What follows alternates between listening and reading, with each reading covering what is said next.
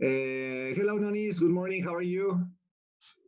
So today we have Dr. James Corcoran from York University. He's a good colleague as well, and we've been also collaborating on projects that deal with like English for research and publication purposes. He also has experience working with UNAM scholars and students, so he knows quite well the problems and the issues that you all graduate students face. So let me just read James' bio. James is an assistant professor of English as a second language and applied linguistics in the Department of Languages, Literatures, and Linguistics at York University. His research interests include language teacher education, critical English for specific purposes, and relations of power in global academic knowledge production. With his colleague Karen Englander, Dr. Corcoran has published several books on scholarly writing for publication, with an emphasis on understanding and supporting the research writing practices of Latin American scientists. His teaching includes work with plurilingual undergraduate students, graduate students, language teacher candidates, and international scientists. So thank you very much for being here today, James. He's going to talk about common challenges and critical strategies for emerging scholars. And obviously, he's going to give a lot of suggestions and advices for you students to start getting your research ready for writing a draft for publication. Thank you very much, James. Yeah. Gracias, Arturo. So Arturo, I've made you co-host, so you can admit students as they arrive. Entonces, buenos días, gente. Es un placer estar aquí con ustedes. Me llamo James Corcoran y soy profesor adjunto de Lingüística Aplicada en la Universidad de York en Toronto, Canadá. Gracias a mi colega Arturo por la invitación para trabajar con ustedes hoy y a mis colegas Carolyn, Sue y Karen, de quienes estoy seguro han aprendido y aprenderán mucho durante este curso.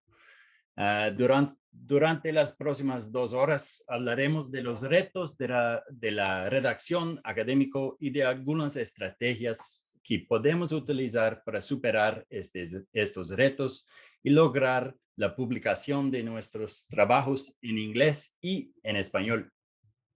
Bueno, so here is our agenda today. We'll begin with me outlining my background and instructional approach, followed by some debate about the realities and myths of academic publishing. Next, I'll ask you, I'd like to hear from you about what you perceive as your main challenges with research writing. And I'll then outline what the literature says are the main challenges for emerging scholars such as yourselves, followed by, probably most importantly, some strategies for overcoming these challenges on our way to developing our advanced research writing skills in both English and Spanish. Following a 10-minute break in the middle, I'll forward some suggestions for developing sustainable research writing practices that will hopefully pave the way for future success. Bueno, pues un poco sobre mí. He sido profesor y educador de idiomas durante los últimos 20 años, trabajando con estudiantes de todas las edades y niveles de competencia lingüística. Actualmente enseño en la Universidad de York, en Toronto, donde doy clases en el programa de posgrado de lingüística aplicada. También tengo experiencia trabajando con estudiantes de posgrado y con el profesorado en la escritura académica en varios entornos institucionales, incluida la UNAM. Por último, mi investigación incluye el estudio de la eficacia de cursos como este, y he escrito un libro con mi colega Karen Englander en el que sugerimos un enfoque particular para esta instrucción basado en los resultados de esta investigación. So as you can see, I have a little bit of Spanish and French and Portuguese, although I have published almost all of my research in English, although I have published a couple things in Spanish, and I might talk about that here and there because some of the strategies I use may be helpful for you as well. Okay, so, I need not repeat this stuff because I'm sure Arturo mentioned this in the first day of the course, and each of the instructors is probably highlighting this, but just to position why this type of course is necessary and useful, while highlighting my orientation to English for research publication purposes instruction. So we're all aware of the increasing pressures to publish or perish, driven by institutional and national funding council evaluation metrics and expectations for visible knowledge production globally in this knowledge economy. These pressures are felt more and more not only by established scholars who have experience in their fields, but by emerging scholars who are only beginning to play the game. For example, PhD students who must publish in English to graduate. Or when you see job calls for faculty positions where records of publication in English are an expectation for new hires. So workshops such as the one put on here this week are likely useful for all emerging scholars, regardless of their first language or geographical or institutional context. In fact, I wish a course like this one had been available to me when I was a PhD student. However, the need for this type of course is acute for emerging scholars using English as an additional language who are competing in the game from locales such as Mexico. And I should note that I use the language plurilingual users of English as an additional language instead of non-native speakers of English, which you hear sometimes, because I think plurilingual scholars better captures the pluricompetent nature of those who use English as an additional language and who bring diverse linguistic and cultural repertoires to the table, rather than viewing people who use English as an additional language as deficient language learners or users. Bueno, he aquí un resumen de nuestro enfoque, adoptando un enfoque crítico y plurilingüe de la pedagogía. He aquí un cuadro que pone de manifiesto las diferencias entre los enfoques pragmático y crítico. Bueno, defiendo un enfoque crítico y plurilingüe que sitúe la producción de conocimientos de forma histórica y sociocultural. Este tipo de marco puede, según sostengo, guiar a las instituciones y departamentos de las universidades latinoamericanas para que apoyen de manera efectiva y equitativa a los académicos que intentan participar en un mercado hegemónico de producción de conocimiento dominado por el inglés. So as you can see here, and you'll notice in the session today, we'll be touching on each of these areas, right? Increasing our genre awareness, increasing our critical language awareness. And finally, and most importantly, for those of you who are in graduate studies, right, as you make your way through your trajectories, sustainable writing practices that will allow not only for immediate success, but for success down the road and for the rest of your academic and professional careers. Okay, so we now come to the first breakout opportunity. So what I'm going to do is put you into groups of 3. And as a critical reflective exercise to begin, I'd like you to discuss these statements. So I'm going to put you, how many students do we have here? 10 at the moment, and more arriving.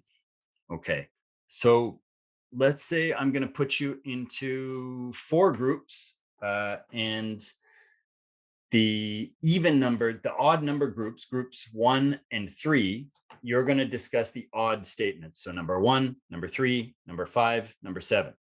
The even number groups 2, 4, 6, 8, you will discuss statement number 2, number 4, number 6, and number 8. And when you're finished discussing, I'll give you about 10 minutes. We'll come back together and break down each of these statements. So what I want you to discuss is, do you agree or disagree with these statements? All right, so off we go into our breakout rooms. Okay. Are we ready? Any questions before we head out into the breakout rooms? I'm looking at the chat too. Okay, so we still have students arriving. So no worries, you may have someone arriving in your breakout group unexpectedly, but just integrate them into the chat. Off we go. So please click on the join breakout room button. So Arturo, if you could assign any latecomers to the different rooms, that'd be great. Yeah, I will just do that randomly. Great. I'm trying to assign Shirley, it says not joined. Trying to assign her to move her to one of the breakout rooms. Okay, so I'm gonna jump around to the different rooms and see how people are doing. Yeah, I'm in the meantime assigning them to the ones that are just arriving. Yeah, sounds good. Okay, students should be returning any second. Yeah, they're coming back. Okay, welcome back, everyone. One more second, and there we go. Everybody has returned. Okay, so let's talk about these statements.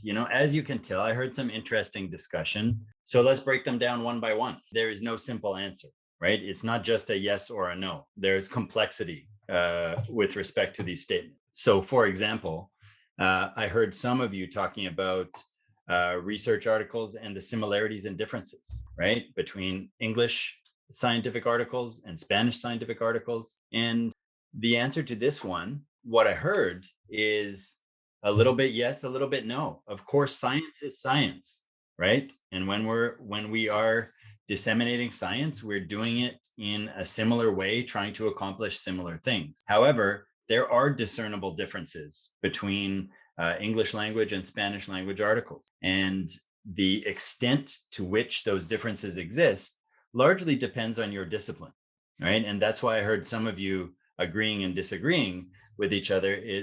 This really depends on your discipline. But for example, as you'll learn with Karen tomorrow, when breaking down an article into the IMRAD structure, introduction, methods, results, and discussion, the introduction section, for example, in Spanish language articles, often again, depending on the discipline, the introduction and discussion sections are often the most challenging, I find, for my students who use Spanish as a first language. Why? Well, oftentimes in Spanish language articles, the introduction and discussion section, there's a lot more room to expand tangentially in an introduction, for example.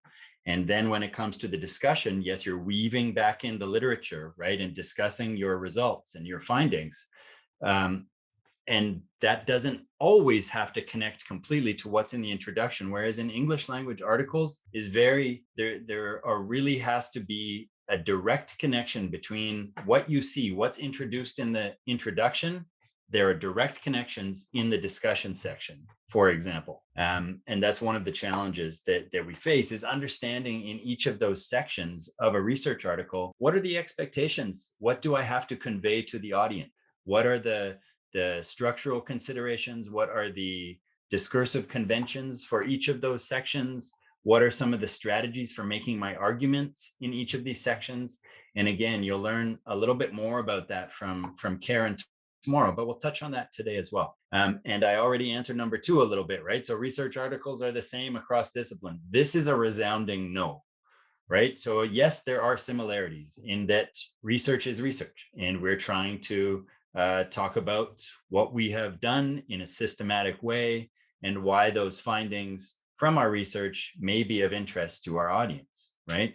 Across disciplines. But between different disciplines, there are great differences in how we structure articles, the variation that's allowed in those articles, the expectations. For example, I know we have some in the crowd today, or I assume we have some in the crowd today who are from STEM, science, technology, engineering, and maths, and in particular, engineering. Go read some of the articles from the top journals in engineering, and you'll note that I'm going to say about 80% of those articles are published by those who use English as an additional language in engineering. And you'll notice that there is much more flexibility in terms of linguistic accuracy, right? Grammatical accuracy, and use of other Englishes, right? Because the bar is intelligibility. If you can understand what I'm saying, it's the science that's important, the message that's important, right? Whereas in other fields, there is less flexibility in that sense. And that's just one difference, right? So there are certainly differences across disciplines with respect to research articles. Next, English is the natural language of knowledge exchange.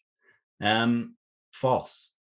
Even though we live in a time where English is the hyper-dominant language of knowledge production, it hasn't always been this way, right?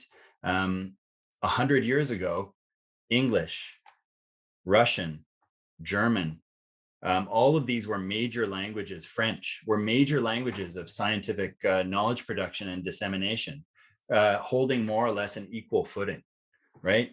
And 100 years from now, it will be different again, right? We just happen to live in a time right now where English is the dominant language, but that does not mean it's the best language. It does not mean it's the only language. And it does not certainly mean it's the natural language of knowledge exchange. Native speakers of English are able to publish their research without much effort. Whew, I wish that were the case, because that would make my life so much easier.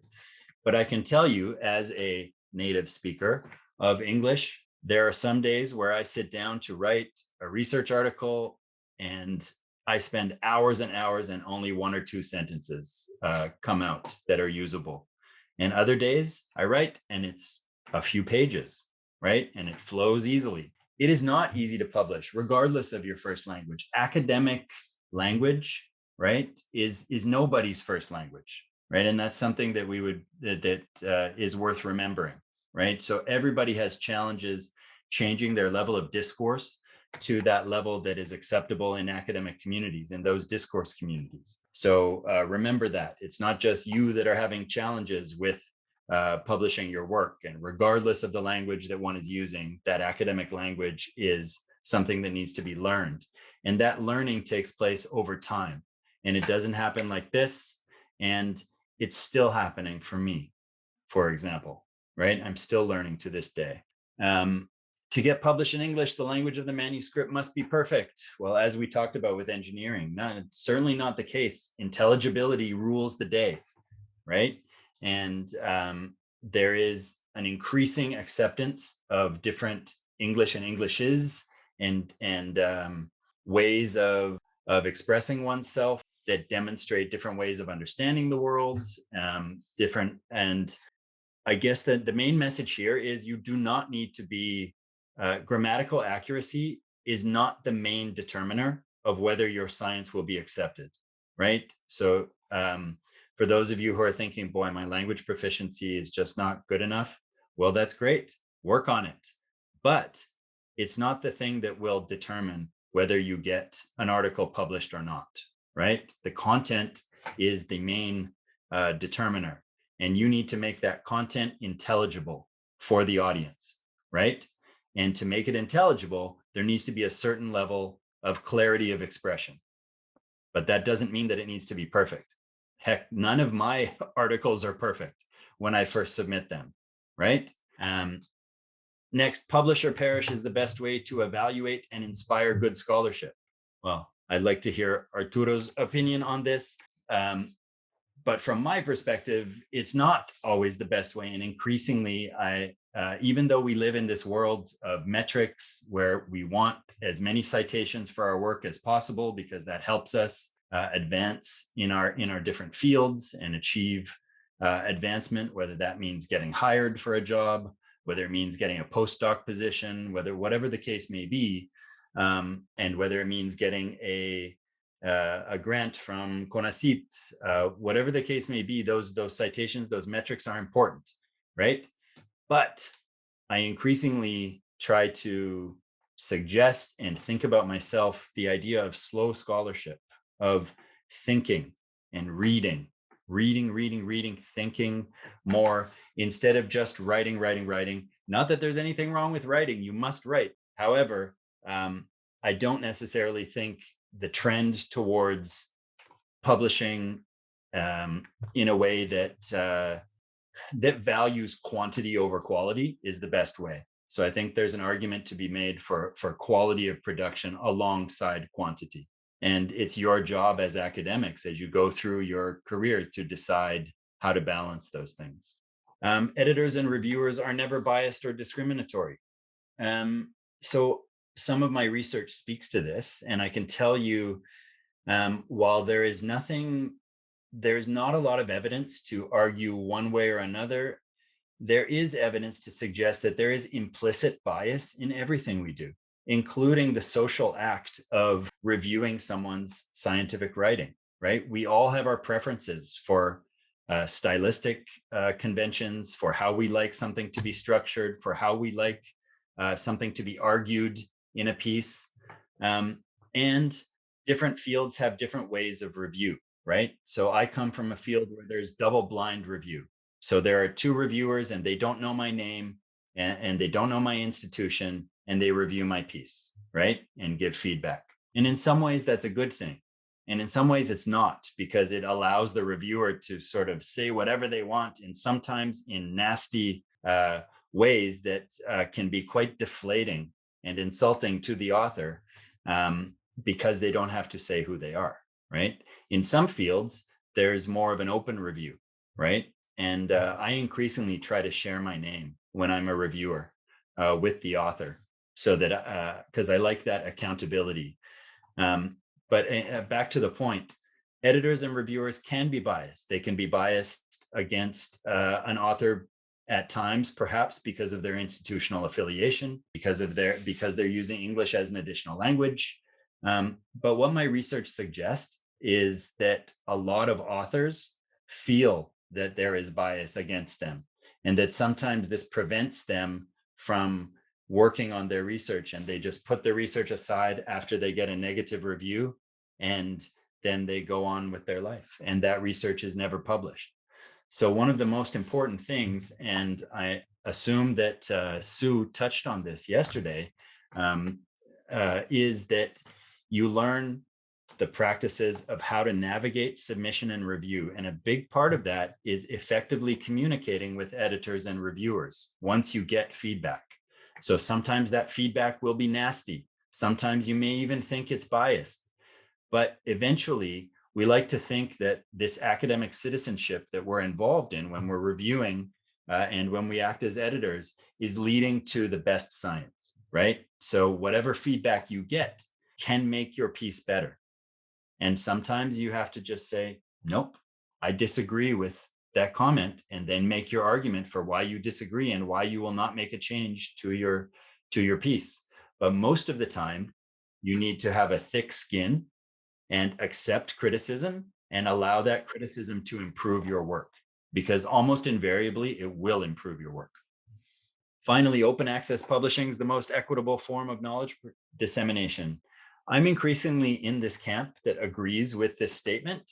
However, I do want to point out that open access is often a bit of a false statement, in that, yes, it's open, but it's not free, right? So who bears the cost of that open access? And oftentimes, for example, let's look at PLOS ONE.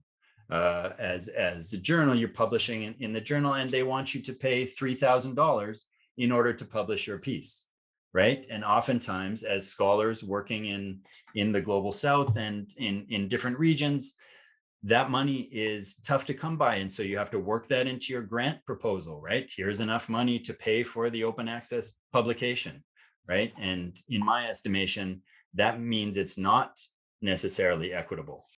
So I'm trying to publish all of my work these days in open access journals, but not ones that will charge me to publish my work. So again, this is not my job to tell you what to do. It's your job to figure out how you're going to balance these concerns as you try to share your work with the largest audience possible, right? And have the greatest impact with your work. And we'll talk about that impact more as we go along today, with respect to what content are you including in an article, which language are you writing in, right? And what are the impact of those choices? Sorry, James, before you move on, I really would like to also give my opinion, because I think it's as you said, it's never easy whether you are a native speaker or a non-native speaker. I really think, and I was telling the students this when we had our first session, it's important to be able to, well, first of all, to show the value of your research. I think that's the most important thing, as you mentioned. Obviously, language is important, but if your research is good enough, I think, as you said, even if the language is not perfect, because it doesn't have to be perfect, and what does it mean to be perfect anyways? But I think it's important to focus more on the quality of the research. And talking about point number 6, I agree with you, and I think there is a big problem nowadays with trying to publish as much as you can, trying to get as many citations as you can, and I know this is not easy, but I think the most important value would be try to enjoy what you do. And you know, like if you are going to publish something, if you are going to work on a paper, also enjoy the process, because I think that the workload can be overwhelming. And then if there are external reasons for which you are publishing, then when you get the reviewers' feedback, then it's as you said, it's completely deflating. I remember when I started receiving my first, you know, like trying to polish my first papers, I was so scared to even open the email. I would look at the email and it's like, I can't look at the email. I have to let it rest there for, you know, and then I would actually read the email the following day, and it would take me like 1 week to assimilate. I was so scared, you know. And I agree with what you said. Like in now what I see is that sometimes the editors, I think now I see the editors and the reviewers as friends, you know, like as you say, sometimes there are nasty comments, just leave them aside. You know, like there is no need on focusing on a comment that has nothing to do with your paper. You know, it's focus on what you really can work on your paper, instead of focusing on probably negative comments from the reviewers. But I see now the reviewers and the editors really like trying to help, you know, like authors to give this contribution. They are also investing time, and the comments that they give in general, they are very good, you know. So it's difficult to assimilate them at the beginning, but I think it's very good to take some time and look at the comments, you know, and also see their perspective in general. You know, I'm just generalizing here, and that's obviously my opinion, you know. Yeah, two follow-up comments. So yeah, I would say that I have encountered editors who are bending over backwards to accommodate emerging scholars, to accommodate scholars who are using English as an additional language, to help them through the process, to help them navigate the process, because it is difficult taking an article from the initial submission all the way through to publication, right? It's a long and sometimes painful process. So like Arturo says, try to enjoy going through it, even though it's challenging, right? And enjoy the fact that it's making your work better, one would hope, right? The feedback we don't want to see is talk to a native speaker, English needs work, right? Because that really doesn't help very much. And oftentimes what research has shown is that comment can mean many different things. It can be a comment on the clarity of expression in the piece, but it can also be an excuse for an editor who is overwhelmed with too many submissions to disregard a submission, right? Because they see other problems. Maybe the methodology wasn't great. Maybe, you know, there was just one part of the paper that wasn't very clear, right? But they don't have time to go in depth in that. And sometimes we just have to accept and then decide, what am I going to take from that comment to make my work better? The worst thing that we can do, people, is be so impacted by that feedback that we give up on our research, right? That's what we don't want to happen. So again, yeah, I would be charitable in suggesting that the vast majority of editors and reviewers are in this to give feedback that will make your work better, right? Like that's what this academic citizenship is. And you know what's a great strategy for better understanding it? Getting involved yourselves, right? So when I was a PhD student, I got involved with a graduate student journal. And that really opened my eyes to what was involved in taking an article from the initial submission, evaluating that submission, giving feedback that would help. And sometimes that feedback was, you know what, this is an interesting piece, but it really doesn't have a good place in this journal. And here's why, right? Or, you know what, this piece has many shortcomings that don't meet the level that we need in this journal. But if you work on it hard, you may consider resubmitting at a different time or to a different journal, right? And sometimes that feedback can be helpful as well. So anyway, get in the game, get involved, whatever that means. And we'll talk a little bit more about that later. Okay, I'm mindful of time, so I'm just gonna move on here. And because I was going to do another breakout here and have you talk about what are the main challenges. So what I will ask you instead, I'll sort of open it up to the group. What would you say are your main challenges with research writing? And are these challenges the same in Spanish and English? The third question here, how do you plan to overcome these challenges? This is something for you to reflect on, not just today, but as you move forward following this course. So how about those first two questions? Anybody, feel free to raise your hand and tell us what you think are some challenges. Who will be that brave? Well, I haven't published yet in English, but I did have to write a report for one of my professors in France, and I wrote it in English because my French level is not that high. What I found the most difficult is how to say it, maybe idiomatic expressions or language, because sometimes there were terms that I didn't know how to translate. And I always use some translator as a reference, and then I try to restructure as according as I think it's best. And there were some things that I didn't know how to transmit in English in the same way as I did in Spanish. So to me, so far, this has been my main challenge. Thank you, Nonis. Yeah, interesting. So, lexical items, right? And so there's a couple of things there, right? So it's not just vocabulary items, but it's larger ways of expressing oneself, right? And these are large chunks of language. And I'm going to give you some strategies later how to gather some of these larger language chunks and put them into your toolbox so you can pull them out when you need them when you're engaged in your research writing.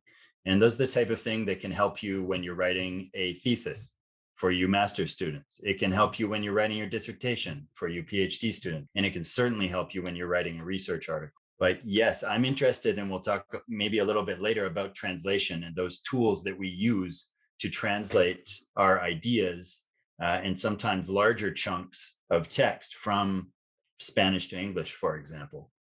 Anyone else? Challenges? Yeah, well, it happened to me once. One of the challenges would be, for me, the interaction between peers, because it happened to me once at the master. I'm in a master program that we had to write an essay about our investigation in English, but my classmates were worried about review the other essays. So I had to ask a friend who speaks English, but he wasn't really familiar with the topic. For me, it was very difficult to review that essay because I had no one to discuss it with. Yeah, great point, Lorena. So very common challenge, right, is number one, collaborating with colleagues. And for many of you in your disciplines, that's the norm. You don't publish single author articles, right? You're always collaborating with someone or another. And how do you assemble that team? And how do you draw on the expertise of each person in that team? And how do you co-write together? These are all open questions that you need to develop a practice that attends to those things.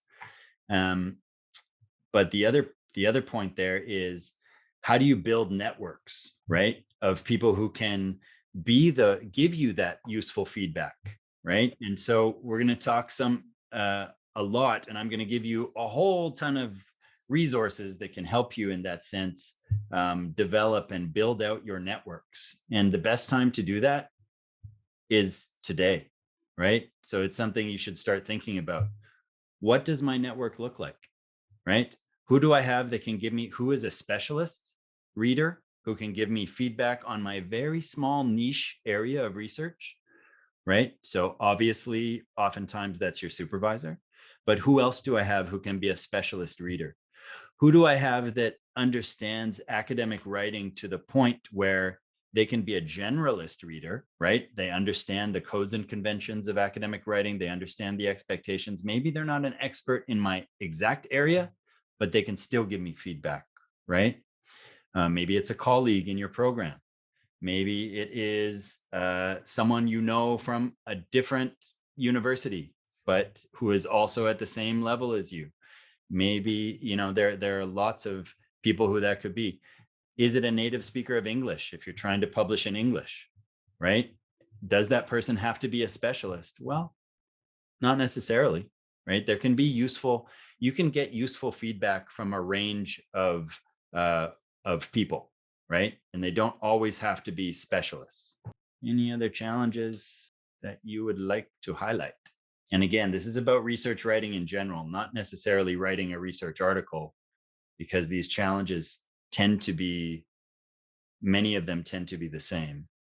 Okay, well, I'll tell you some of the challenges. Let me tell you what the literature says and what my experience suggests with respect to these challenges. So, if we draw upon research from a range of disciplines, including the field of English for research publication purposes, which is one of my areas of research, these sort of 7 areas that I highlight here are what stand out as the main challenges for emerging scholars, right? And when I say emerging scholars, I mean graduate students and junior faculty, right? So folks with just a small level of experience with writing for publication. So one of the big things is understanding the differences for the expectations between a thesis or a dissertation and a research article, because they're very different animals, right? And so we'll talk about some of those main differences. Next, difficulty deciding what and where to publish. So if I'm looking at my dissertation and trying to decide what am I going to publish out of this? I can't publish the whole thing, right? So which pieces of this am I going to take and try to share with different audiences, and why? And where should I publish it? Which journal should I choose? And what is the impact going to be of those choices? Next, trouble identifying and replicating the genre specific, right? So research article is the genre, and discipline specific, right? With respect to your discipline, the conventions of a research article, right? So what is the structure of a research article? What are the different sections that are common? What is the expected content in each of those sections, right? All of this is, I will argue, something that you can accomplish raising your awareness by becoming a discourse analyst and by analyzing different writing of research articles in your field. And even more specifically, for those of you who are researching a very specific topic, who are the big names in your area who are writing about that? And what do those articles look like, right? And there is much to be learned by looking at the modeling that's done by folks like your supervisors, by folks who are known in the field, right? And if you become a discourse analyst, you'll be able to raise your awareness and then hopefully reproduce that with your own voice. Next, a huge trouble, navigating submission and review, right? So like I said, feedback oftentimes will force authors to give up, right? Worst case scenario, they give up on their research. Meeting the expectations of journals, whether it be their stylistic and formatting expectations, whether it be word count, whether it be, again, communicating effectively with the editor, responding effectively to what the reviewers have requested in terms of revisions, right? All of those are sort of social skills of writing, right? And social writing practices. And they're often practices that are occluded or not very clear, right? And that we rarely get much guidance on, right? You're just expected to learn as you go, right? And so one of the arguments I make and one of the approaches I take in this type of instruction is that should be explicitly taught. We should be teaching folks how to communicate effectively with editors, how to respond effectively to reviewers. And again, I assume Sue touched on much of that yesterday when sharing her extensive knowledge with you. Next, insufficient language proficiency or trouble deciding which language to publish in. So we'll talk more about that, the implications of language choice, strategies for dealing with language proficiency issues, right? I don't feel great about my academic Spanish proficiency. I don't, but I have strategies for overcoming that, so reading more, collaborating with colleagues who have advanced Spanish literacy skills, letting them take the lead, collaborating effectively, using translation tools that I've become comfortable with, things like that. Getting the article reviewed by different people. Number one, someone who's a Spanish native speaker, I always do. And again, number two, I generally collaborate with someone who can take the lead on that in my discipline, who is a Spanish speaker. Next, trouble collaborating effectively with colleagues, including your supervisor, right? It's a difficult area, right? And a difficult topic. And for some of you, it will be very easy. Your supervisors are wonderful and they're accommodating, and they will provide you with ample opportunities for co-writing and co-publication. And some of you, you'll have supervisors, and sometimes these are the best researchers. You'll have supervisors who are just so busy that they can't really give you a lot of individual attention and feedback, right? So you're going to have to learn in a different way through their modeling and through their mentoring, right? Even if it's just a little bit of mentoring. And you'll have to come up with strategies for how to effectively collaborate in order to achieve the publication results that are expected of you. Oftentimes I have grad students tell me, I can't do this, I can't work with this person. My friends, collaboration is a life skill. Okay. Oftentimes you're going to have to work in whatever field you're in with people who you do not like. That is a reality of this world.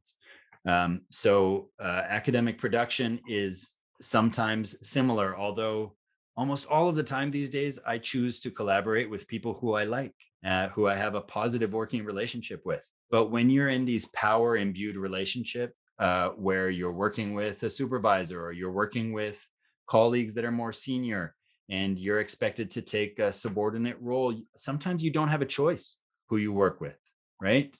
And you have to find a way to collaborate effectively. So that's a big challenge. And finally, and some would argue most importantly, a lack of research writing networks and resources, right? So a lack of resources to draw upon to help overcome many of these challenges, a lack of networks and folks that can help guide your work as you push towards publication. So breaking these down one by one, and I'm mindful of time, so I'm going to go through these fairly quickly as we head towards a quick break here. So expectations between a thesis and a dissertation and a research article. Questions to consider. Audience. That should always be your primary question, right? Who am I writing for? When you're writing your thesis or your dissertation, you're often writing for a very small audience while also writing for a massive audience, right? But the most important audience is who? Your supervisor and your committee, right? Because they're the ones who decide whether you pass or not, right? Which is very different than a research article where you're writing for a community of scholars, right? Or you're writing, depending on who the audience is, right? It has to be, and the conventions, right? A thesis or dissertation can be massive and long and extensive with extensive literature review, for example, right? There's a huge difference between a research article and a dissertation. Your dissertation, you're expected to display your knowledge of the field broadly and the specific topic more narrowly. And that review tends to be really extensive and really in depth, right? And that's the expectation. In a research article, it needs to be concise, compact, and done in those first few paragraphs, right? And that's the expectation, at least in my field. So those conventions are very different, right? And like I said, the depth. So questions you should ask yourself: which parts of my thesis or dissertation are potentially of greatest interest to particular communities, and why? How can sharing my work have the greatest impact, and on whom? And which types of publications will I pursue, and in which language? Right? These are questions that I'm not giving you the answers to. These are questions you need to ask yourself and make decisions based on a range of factors, right? Primarily for you, number one is I need to graduate, right? So that's the first thing. But after you're clearing that hurdle, and maybe as part of clearing that hurdle, you need to think about, what and where am I going to publish, which we'll come to next. Identifying and replicating genre-specific conventions. identifying the structural components, for example, an IMRAD structure, introduction, methods, results, and discussion. What's the content in each section? For example, an introduction versus a discussion. And what are the connections between those sections? Which rhetorical moves am I using in each section? For example, the CARS technique, right? So CARS stands for creating a research space. So it's these moves that you make in the introduction of an article that lets us know what the contribution of your piece is going to be, right? And what gap in the research, right? You say, this has been done, but not enough work has been done here. And that's where my work is helping to fill that gap, right? So much work has been done on A, B, and C. However, little research has investigated X, Y, and that's where you come in, right? My work will attend to the gap and right? So that's called creating a research space. Style and formatting norms, right? And this is discipline specific, yes, right? Engineering, IEEE, social sciences, many of the social sciences, including linguistics, and well, not all linguistics, general linguistics, they use Chicago oftentimes, but for applied linguistics, it's APA, American Psychological Association. These are things that you should get familiar with, right? As you're increasing your knowledge of not just the genre of a research article, but what those research articles look like in your particular discipline. And as I'll argue later, the only way to do that is to read, my friends, read, and become a discourse analyst and collect as many research articles in your specific areas as possible, and then reflect on them as you're writing. And I want to talk about something later that oftentimes when I'm working with grad students, they say, yeah, but James, if I look at an article and I see good language use, I can't just take that and put that in my article. That's plagiarism, right? Well, it's plagiarism if you don't give credit to a specific idea. But if you're talking about identifying different linguistic devices, for example, linking expressions that allow for coherence in a piece, for example, like I just mentioned in the introduction section, right? That configuration, which you can think of in a mathematical way, right? So much work has been done in A, B, C. However, comma, there is little work in D. My work investigates D and attempts to, those are things that you can adopt and integrate into your writing. That's not plagiarism. That's just smart writing. All right, so getting back to the deciding what and where to publish. So questions to consider. Who do you want to speak to? Who are you trying to talk to in your piece, right? You're not talking to yourself. You need to talk, who am I talking to? Am I talking to folks in a particular region? Am I talking to folks who may benefit? For example, I'll take a biology example here. You're doing research on a particular bacteria on a lake in central Mexico. So who is going to benefit? What's the impact if you publish that work in an international journal in English? You're going to talk to an international range of scholars. Yeah. You're going to get a wide audience. Yeah. But are you going to talk to the stakeholders who can benefit most from the results of your work? Maybe not, right? So maybe there's a situation where you have to weigh the benefits and the consequences of choosing to publish in that highly ranked, heavy impact factor journal, right? Maybe that's an opportunity to choose a domestic journal or a regional journal and publish that work in Spanish as well as that international journal, right? In a different way that allows for your work to connect with different audiences, right? And that's just one example. The point being that you need to think about who's reading your work and who do you really want to read it. Next, when you're investigating the journal, how does my topic fit with that journal? Karen will talk to you more about that tomorrow. But if you don't see a good fit with the journal, but you just like its impact factor, not a good choice, right? If someone told you about this journal, that it's great and you admire their work, that's not a good enough reason to publish in that journal, right? one great way to figure out what are the journals that I want to publish in is reading those research articles that are on your specific topic and looking at the references section, right, in those articles.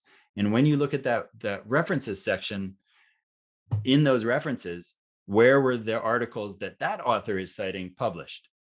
And then you can probably, by mining that references section, identify 3 or 4 of the top journals where you might want to consider submitting your work. That's just one example. What are the implications, like I said, of publishing, right? Of choosing to share your work with different audiences. Speaking of which, language choice, right? So what are the implications for your academic progress or your adjudication, right? Is publishing this work in a English language peer-reviewed international journal the thing that will help me graduate?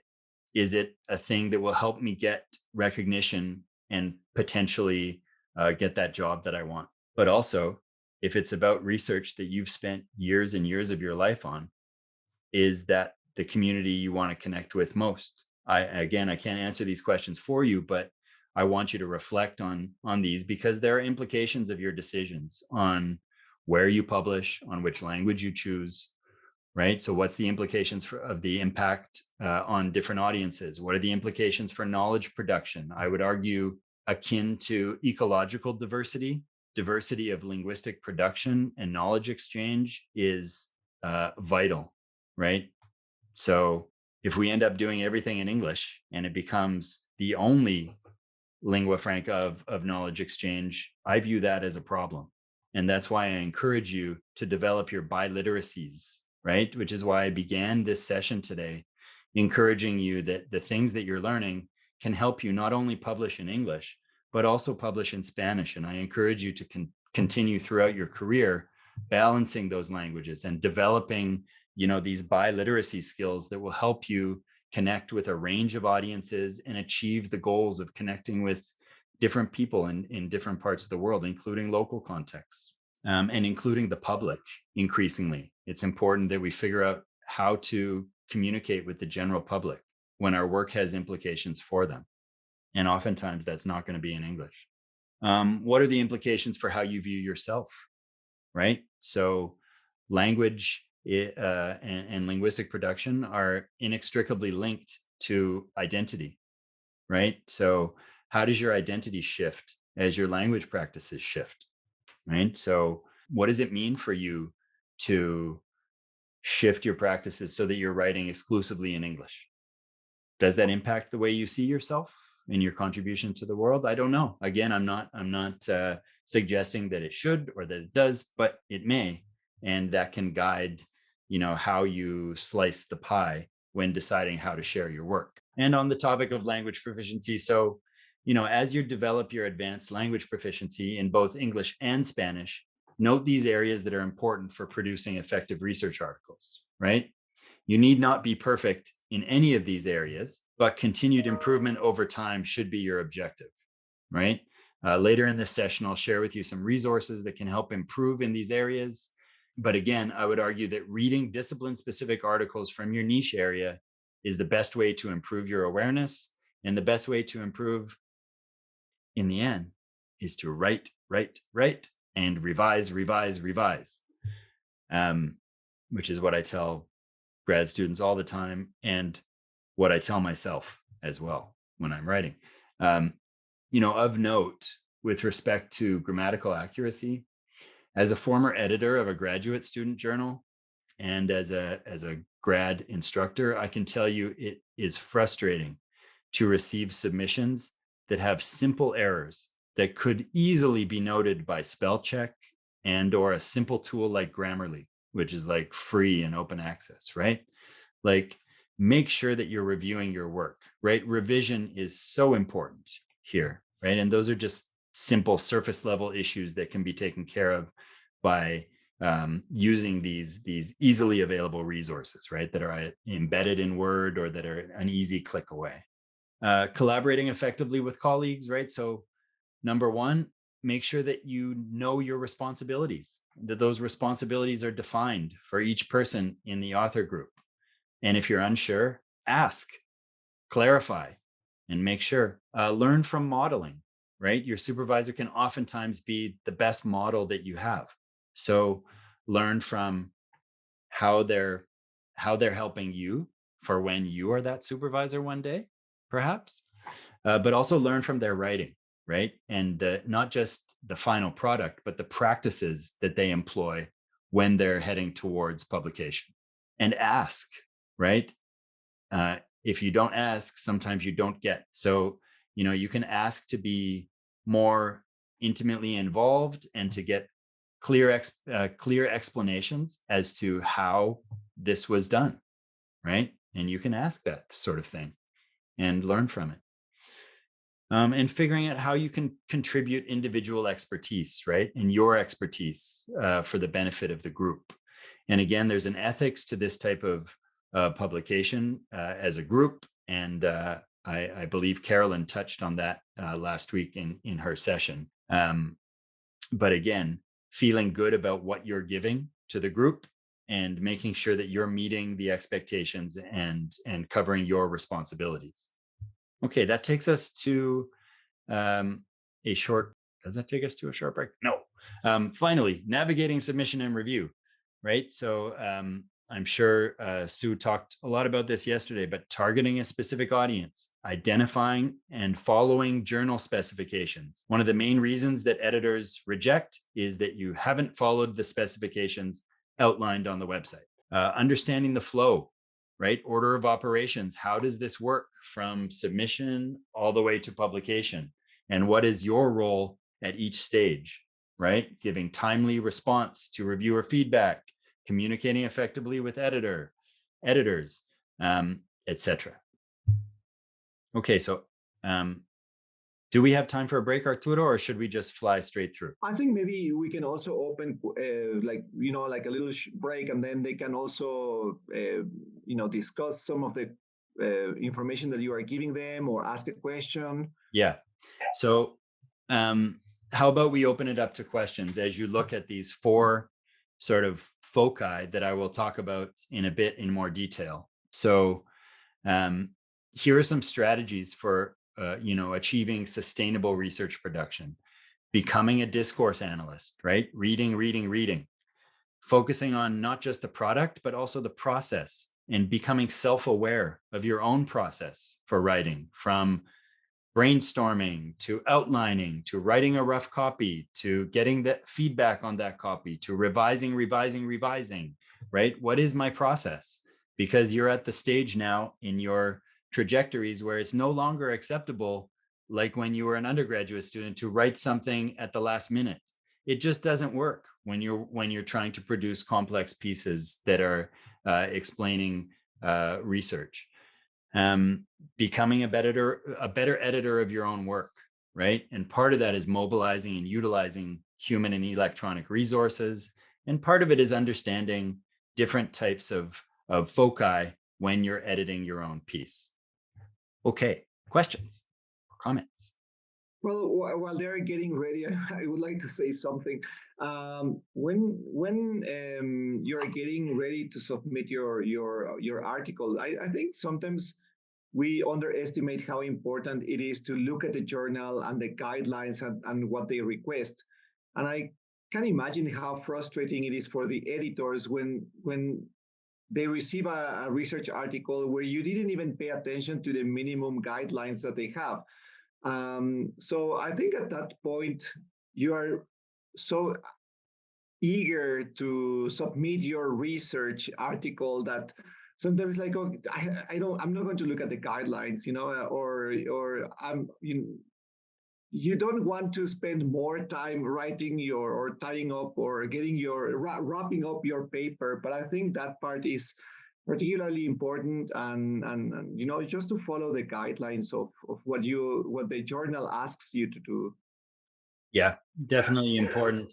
And sometimes I notice that it's so obvious that someone submitted something to a different journal and then took the exact same article and submitted it to this journal, right? Without looking at the different specifications. Each journal has its own specifications. And even though it can seem redundant and annoying and like busy work, you have to attend to that. That's the only way that those things will be accepted, because one of the things that the editor looks for before they send it out for review is, has this article followed these basic instructions in the author guidelines? And you can find those author guidelines easily on the journal website. Questions or comments, my friends? This is one of the challenges of being an instructor, is getting comfortable with silence. Where is that time when the silence goes from comfortable to, I'm going to say that's about now.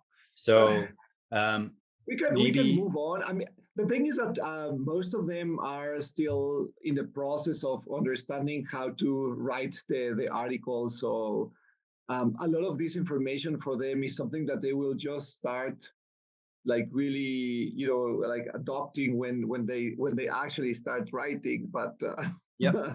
So the rest of our session today, and maybe we'll just take 5 minutes to get cafecito, because I need one, and I will play you maybe a Canadian tune while you're waiting. The rest of the session today is really focused on strategies that can help you during your graduate program and beyond. And they're really general academic writing strategies.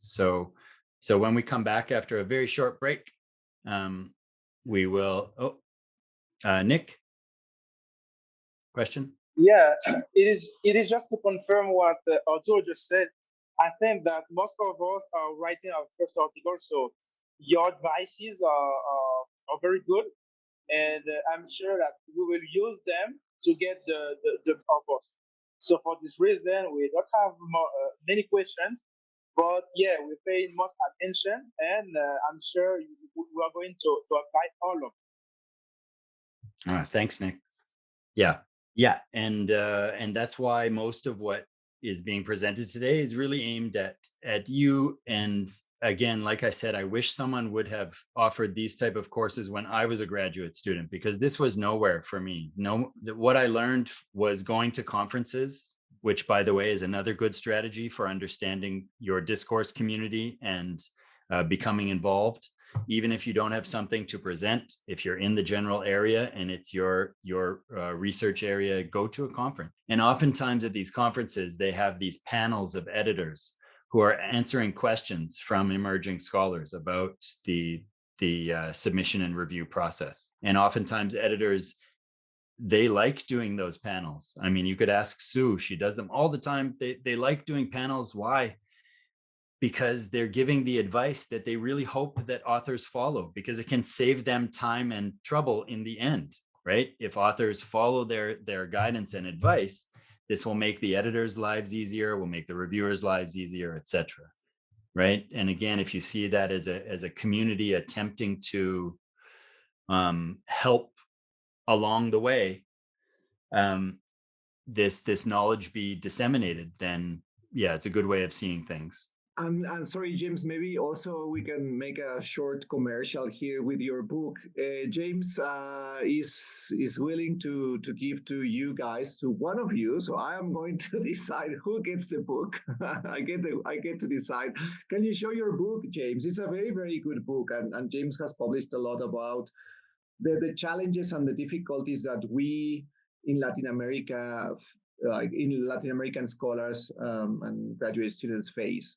So it's not going to help English for research publication purposes. Yes, and obviously you can get it online, but James is willing to give this one to one of you. So I get to decide. I don't know how I will decide. I would choose someone.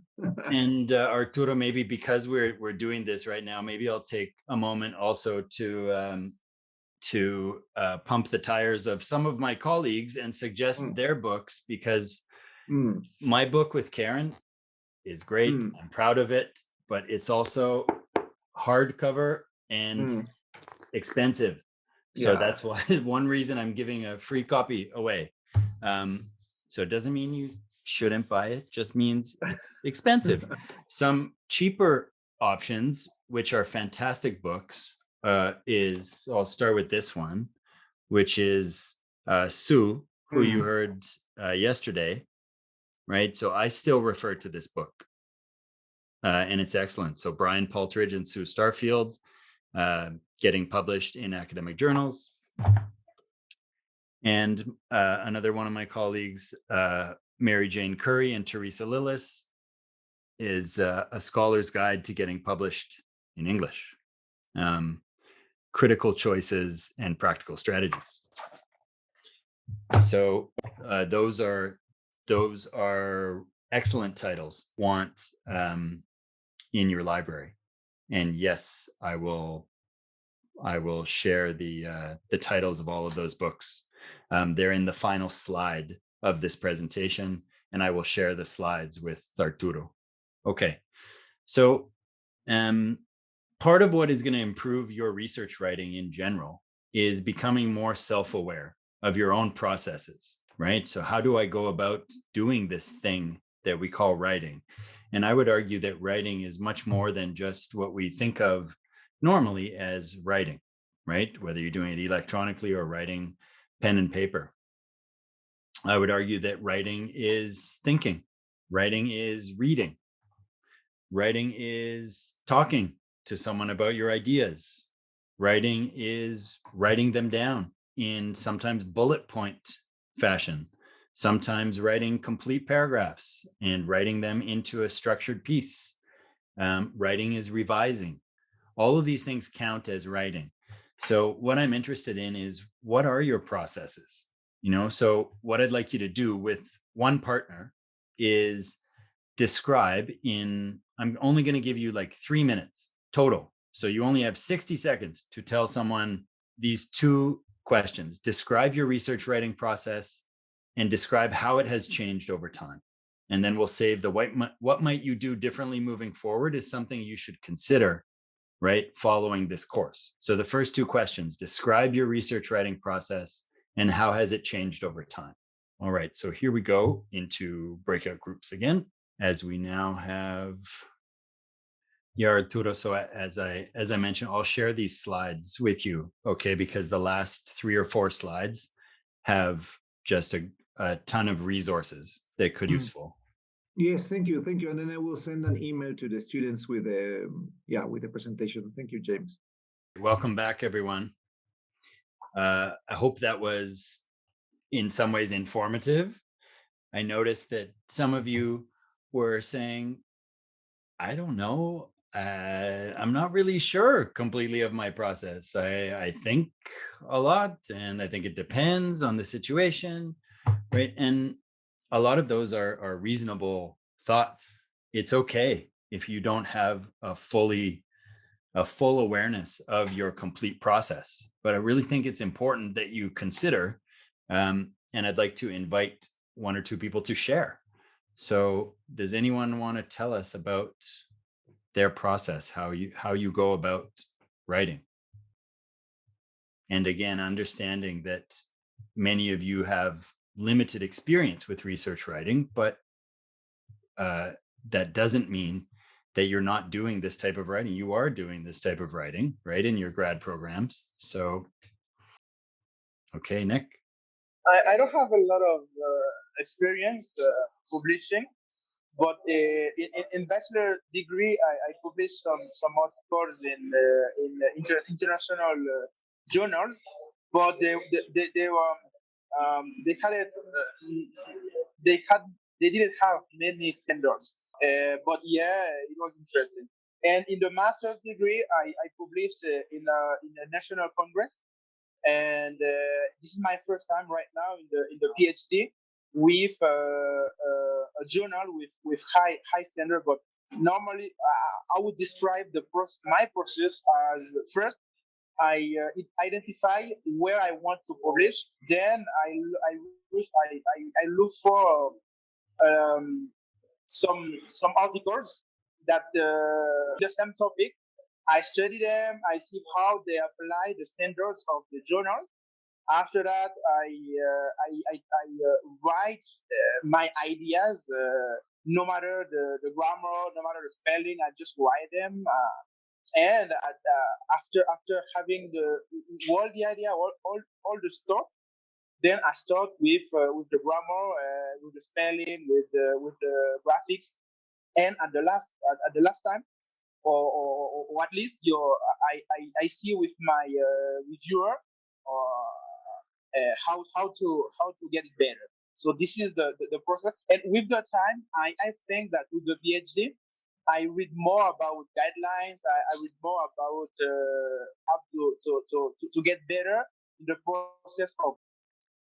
Thanks, Nick. Yeah, lots of good stuff there. So, it's understood that all of you don't have extensive experience with publishing in journals, but research writing is research writing, whether we're talking about the genre of a research article, or whether we're talking about a grant application, or whether we're talking about a course paper, right? These processes can be similar, right? So Nick was describing just about, writing a research article, right? So from checking out the specifications of a particular journal, to thinking about ideas, to writing them down without worrying about the accuracy of expression, to then going from there to a more polished piece, right? And getting feedback from the supervisor, and then you have the polished piece.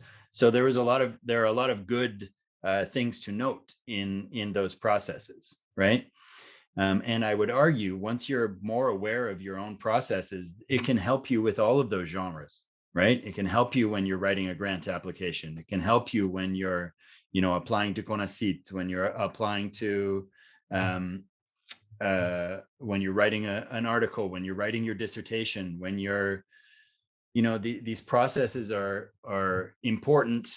And probably one of the main things that holds students back when they don't complete their degree programs in the time that they want is a lot of people get stuck in their writing, right? And that writing, they're blocked, right? And what does that mean? Well, there are a lot of definitions of what that blocked means, but one of the ways out of that block is by expanding your notion of what it means to write, right? So we don't just write and comes out as a perfect piece. No, there are lots of steps involved in that, right? And like I said, writing can mean many different things for different people. It can mean talking, it can mean, brainstorming, it can mean making a mind map on a piece of paper with your ideas and how they connect to each other. It can mean talking to your cat and telling your cat about your idea. It can be like any of those things count as writing, right? So those are some good ideas there, Nick. Anyone else want to describe their process? Well, one more person. Yes, Lorena. Well, for me, one of the biggest changes or the difference was working on my thesis with my supervisor, because I have to adapt to his way of review my work, because I'm working with him.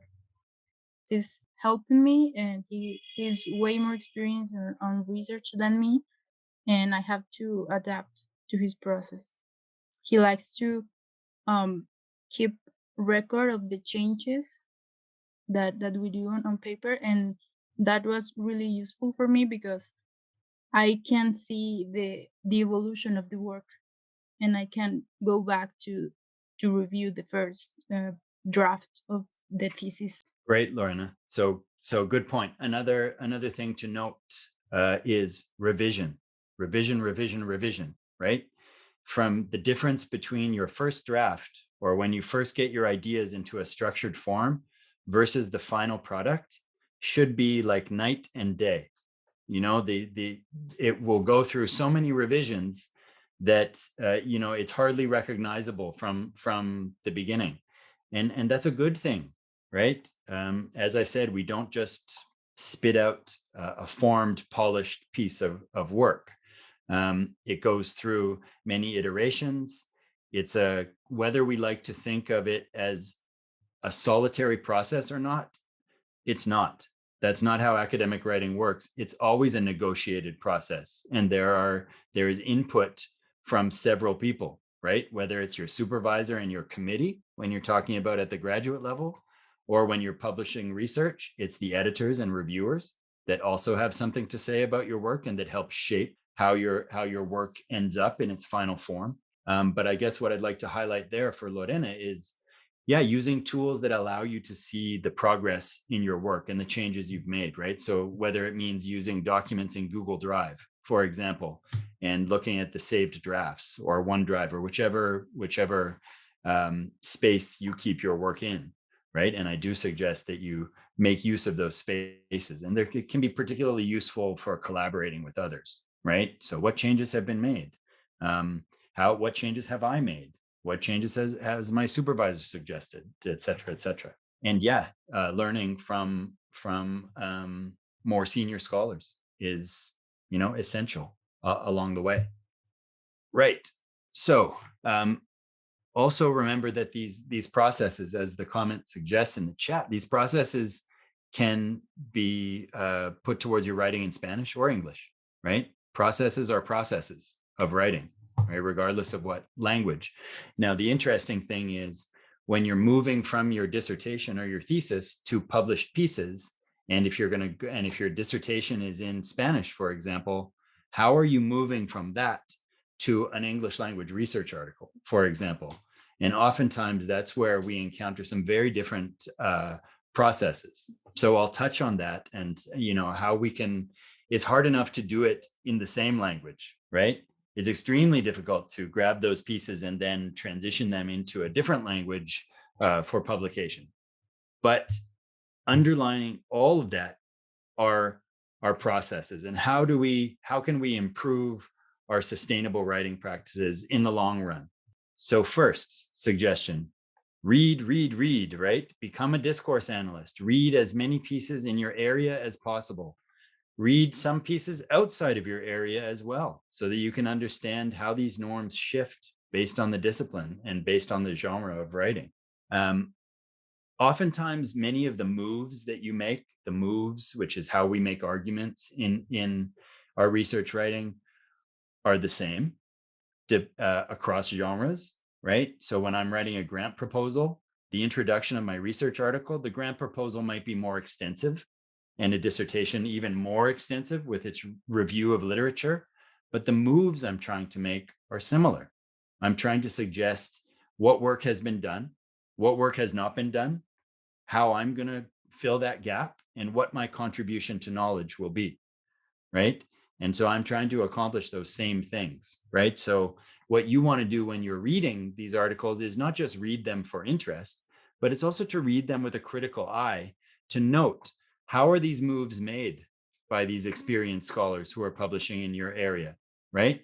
And you can note chunks of language, for example, right? Though much research has investigated X, and then you include the references in the sentence middle spot there, citations there after X. Little is known about the relationship between Y and Z, right? I intend to right? So those are chunks of language that you can take and employ in your writing, or at least some version of that, right? Next, when considering our processes, right? So I heard you describing your processes there. And let me make the argument that processes are sustainable. Productivity is a result of process, right? Productivity is not magical. It doesn't just happen, right? It's the result of you employing particular processes and becoming comfortable with those, and that becoming just your way of doing things, right? And these processes shift over time and space. They're different between different people. There is no absolute right way to do things, but I would argue being aware of your processes will make you a better writer. So one of the things that you can do that I suggest to all grad students is identify your ideal writing time. When do you write well? Whether it's doing your deep thinking, different types of, so when is your mind at its most, when are you most on? Is it early in the morning? Is it in the early afternoon? Are you a night owl? And maybe you're thinking most clearly at nighttime, and that's when you can be most engaged. It's going to be different for all of us. For me, I'm probably at my best in the morning and the early afternoon. Once it hits about 5 o'clock, I stop doing any deep thinking work and I start doing the busy work, right? Like responding to emails and, surface level revisions of research work, right? Stuff that you can do without too much cognitive load, right? But for the deep thinking stuff, I need to do that in the morning. And that's just me. But when is your time? When is the time that you do that best? And when you identify that time, then you need to mark out space in your calendar every day or every whenever you can at that time for your research writing, right? So I say here, make inalienable time for your research writing. That means it can't be interrupted by getting a text from your friend. Put your phone somewhere else. That's not the time. It can't be interrupted by your partner asking you to do something with them. Go for a walk. Can't be interrupted by your kids if you have them. No, like none of it needs to be time that's dedicated just to research writing. And if you can put aside, whether it's 1 or 2 hours a day, whether it's 1 day a week, 2 days a week, whatever the case may be, that will help you proceed through your thesis or dissertation writing. And also that carries through into being an academic and being able to do that. The most successful and most productive academics I know have this inalienable time, or at least they tell me they do. I wish I could tell you I was perfect on this front. I'm not. I don't make this time enough. But there are strategies for doing this, which is, make it consistent. Get your phone out of the room. Disable notifications on your device, right? And focus on this thing. Use 30-minute blocks, right? It's called a Pomodoro technique. And, it's more effective for some than others, but you write for half an hour or do deep thinking for half an hour. And then you get up and you take a break and you have a little coffee. You take a walk, stretch your legs, and then you come back, another 30 minutes of work, right? And dividing your time. Let's say you have a 2-hour block for research writing on this particular day. You have 3 sessions of half an hour, and in between that, you're stretching, you're thinking. Sometimes our best thinking happens when we're not staring at the screen. So yeah, those are some potential processes. And what I like to suggest is, and again, it's not the same for everyone, but one way to do it is start with brainstorming, right? So thinking about the ideas, jotting them down in whatever, talking about them, making a map or making notes that don't necessarily have to be coherent, to next outlining. So what I like to do is put the sections of the research paper I'm writing that I know, for example, I identified a journal. I put the headings for each of the sections that I need in that research article. And then for each of those sections, I make bullet points of the content that I'm going to add to those sections. That is my outline. Sometimes my outline will also include a list of references, right, that I'm going to weave in to this piece, right, or that are informing my writing in this piece. I move from there to writing a rough draft. Next, I get feedback on that draft. I hope, not always, but many times I get some feedback on that draft, and then revise. And depending on the genre, that revision can be extensive, right? I remember at the PhD level, I wrote a grant application, 18 different drafts of that application to get to the final draft, right? That's extensive revision. I'm not saying you're always going to have to do 18 revisions, but that revision is crucial to ending at that point of submission. So that's an example of process. Now, with respect to becoming a better editor of your own work. Now, when you're editing, you can look at just surface level issues, right? Using Grammarly, using spell check, going through your piece and making sure those surface level issues are taken care of. Those are that's an example of a micro editing practice. A more macro editing practice is, how are my ideas flowing?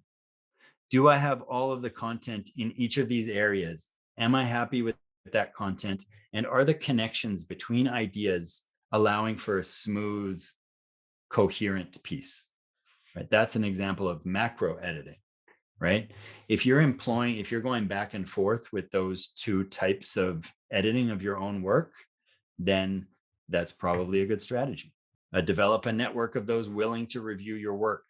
And my friends, you can't ask people to review your work if you're not willing to review others' work, right? And this is one of the big holdups and issues that I see with grad students is either they are too self-conscious or nervous to share their work with others, or they're not willing to put in the time to review for other people, but also they want their work reviewed, right? So if it's not your supervisor who, will be reviewing your work and giving you feedback, then who are those people who are reviewing your work? And what are they contributing? Which types of feedback are you looking for? So when you ask someone to review your work, don't just say, here, tell me what you think. Give some guidance. What type of feedback are you looking for? Are you looking for feedback on clarity of expression? Are you looking for feedback on coherence? Are you looking for feedback on content, right? On your ideas? What type of feedback do you want? And a great way to be able to integrate someone's feedback into your own writing practice is to practice providing feedback. And believe me, this is a skill as well that nobody teaches us, right? Someday, you're not only going to be submitting articles for review, but you're going to be reviewing them yourself, right? And so practicing giving feedback in a respectful but useful manner is a good practice to get into now. Read, write, revise, of course. Another thing you can do when you're writing articles, grant proposals, etc., is attempt to anticipate, right? So imagine that the person who, how can I best state this? Imagine your biggest, I don't want to call them an enemy, but someone who really does not like your work. And imagine what they would say when they were reading this piece and what critique they would offer. And if you can anticipate that critique and attend to it in advance, then likely that will push your work forward and make it better, and make extensive revision part of your practice.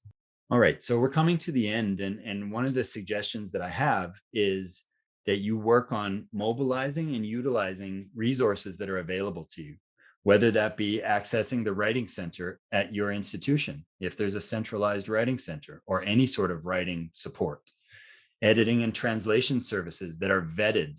And what I mean by vetted is they've been checked out by your faculty, by your department, by your supervisor, right?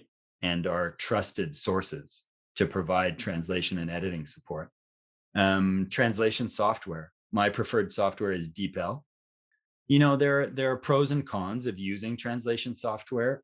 We have to realize that it's not a one-step process, and that AI can do a lot of things. Artificial intelligence can do a lot of things, and translation software has advanced incredibly over even the last 5 to 10 years. It's advanced amazingly. Google Translate used to be garbage. It wasn't even worth using.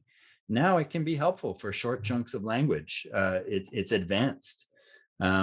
What it doesn't do is take into consideration disciplinary norms, disciplinary specificities, and ways of talking, because each of us in our disciplines have communities that speak to each other in particular ways. Google Translate doesn't know those ways, right? And so you need to work with translated language after it has come out the other side, right? It's not just an input, output, and it's good to go. You need to work with it and massage it and edit it after translate. Using editing software, whether it's free sort of or paid, like Grammarly, use those tools that are at your disposal. Check publishing websites, right, for tips. Oftentimes different journals will have links to tips for authors, suggestions for authors, and they will go over a whole set of tips for how to avoid a desk rejection, right? And that desk rejection is when the editor says, sorry, rejected, right? And that type of feedback doesn't really advance our work, right? So that's what we want to avoid, is that desk reject. What we want is for it to get to reviewers who, even if they say, no, this piece is not what we're looking for, not up to the standards, and then it's rejected, you're at least going to get some qualitative feedback that goes along with that, that helps you move your work forward.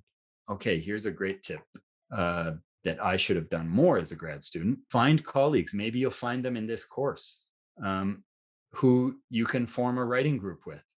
And that writing group can look like different things. It can be an accountability group where you get together once a month for 2 hours and you just talk to each other about what has your recent progress been, right? Well, give an update on your work.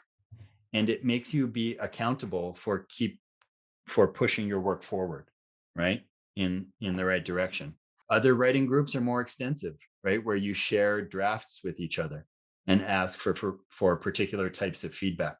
And generally, those are where you're working with colleagues who are also specialists in your area, or at least in your discipline or sub-discipline. But like I said, it's useful getting feedback from others who are not in your discipline as well. Ask your supervisor for tips, of course. And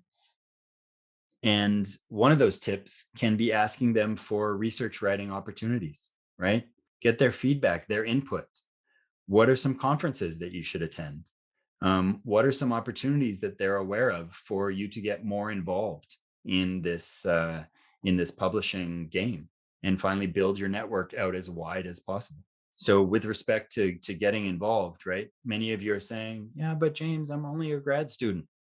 Yeah, well, as grad students, you can still be involved, right? You can contact graduate student journals. Those are a thing, right? That publish grad student work. You can get involved with those journals, ask if they need reviewers. Sometimes grad student journals are sort of by and for grad students, right? So everybody involved in the journal are grad students, right? From very senior PhD students down to master's student. And you can take on different tasks at those type of journals, like being a copy editor, where you're just reviewing language, right? Accuracy. You can take on a role as a reviewer. You can take on a role as a mentor if you're a senior grad student. All of these things help you to become a better writer. Again, as I mentioned, attend conferences, consider the contributions that you have to make to the field, talk to your supervisor about opportunities, etc. Bueno, aquí están los recursos que los estudiantes de posgrado me dicen que son los más útiles para ellos cuando escriben para publicar. Y de hecho, para escribir sus tesis y disertaciones, el resto de los recursos que aparecen en las siguientes diapositivas son blogs que pueden ser de tu interés. Espero que encuentres alguno de ellos útil. In particular, I thought I might show you sort of one of my favorites, which is the Manchester Word Bank. And I'll stop my screen and then I'll share the website with you. But if you look here, for example, Purdue OWL has different sections that can help you with accuracy of expression, with attending to the disciplinary expectations. And Manchester Phrase Bank goes one step further and provides different strategies and chunks of language for expressing, for talking about results, for hedging, for giving data-driven claims, all of these things that can be useful for describing methods. And all of these things can be useful for you, both for your dissertation writing and for writing research articles. I've also included different links to different podcasts that might be interesting to you, that are, grad students or scholars talking about some of the challenges of being a graduate student and of writing a thesis and dissertation. And I'm just going to fly through these, and then I'll take you to the Phrase Bank. So here are some additional blogs that might be interesting to you, and these are the references. So now I'll stop sharing. I'll open it up to questions in just a second. But while I'm taking questions, I will share. Okay, so here's the homepage of the Academic Phrase Bank, right? Are we all together here? We're seeing this website. So, you know, from language of being cautious with our writing, and stylistic concerns, right? So for example, being cautious when explaining results. Look at all of the modal verbs used here and these chunks of language that can be helpful for you when you're describing results, right? This is the type of language that, this is not plagiarism, people. This is just being smart and building your toolkit of useful chunks of language that you can integrate into your writing, right? And they can work across a variety of genres, but they work for writing up research, right? So explaining results. So this discrepancy could be attributed to, right? It's a weak, safe claim, right? We're talking about possibility. There are several possible explanations for this result, and then you go on to explain, right? So that's one example. Signaling transition. Take you to another example, right? And when I talk about linking expressions, here's what I mean. So you've just described something, and now you want to refer back to it, right? So with regard to da da da da da da da, or on the question of da da da da da da da, right? So these, for me, and what my students tell me, this is the most helpful resource for them. But this is only one example, right? So again, I've included a range of these resources for you that I hope you find helpful. And like I said, I'll share the slides with Arturo, who will then pass them on to you. And those links should be active in the slides. All right, so I note that we are beyond the end of our time together. So I will open it up to questions before I say goodbye. I guess this is time to say goodbye then. It's been a pleasure spending time with you today. And I wish you the best of luck with your thesis writing, your dissertation writing, and your research writing for publication. Thank you very much, James, and thank you. I have no words to thank you for all the valuable information that you shared with the students today, and I really hope that we can start this very, very soon, because I can see their faces. They are very eager to start writing. So, and then I will obviously let you know how everything goes. But thank you very much, James. Okay. Gracias, gente. Que te vayan bien. Adios.